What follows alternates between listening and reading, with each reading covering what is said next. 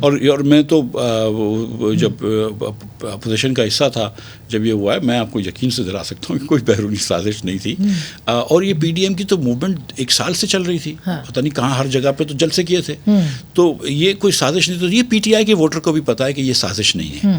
تو اس لیے یہ پولیٹیکلی ڈیمیجنگ ہو سکتا ہے. صرف اعظم خان صاحب کے بیان سے نہیں، اگر اور بھی لوگ بیان اس طرح کے سامنے آتے ہیں تو پولیٹیکلی ڈیمیجنگ ہو سکتا ہے.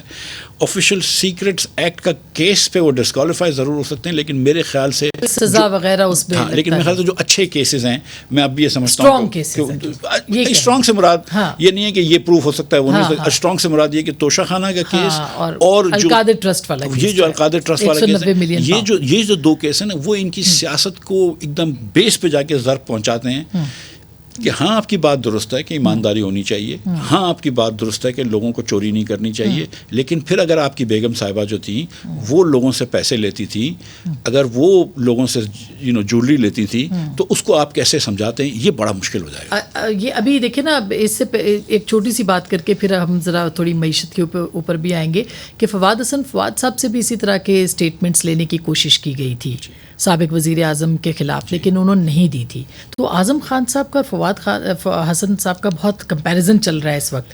کچھ آپ کہیں گے، پھر میں ذرا معیشت پہ آؤں. دیکھیں 2 باتیں. ایک تو اس میں فواد کی یہ تعریف ضرور ہے کہ فواد 2.5 سال بے گناہ جیل میں رہے اور جو بھی جیل کی صحبتیں کاٹیں، لیکن کوئی انہوں نے وہ اف نہیں کی. یہ فواد کی تعریف ضرور ہے.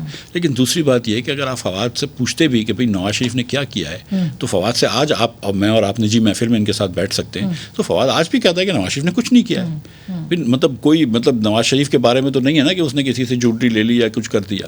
تو مطلب اور تو یہ بات بھی ہے کہ مطلب دباؤ ان پہ بھی تھا، بالکل تھا، اور وہ ان کو کہا گیا کہ فواد کے اوپر بالکل دباؤ تھا، اور فواد 2.5 سال جیل میں رہے. بالکل.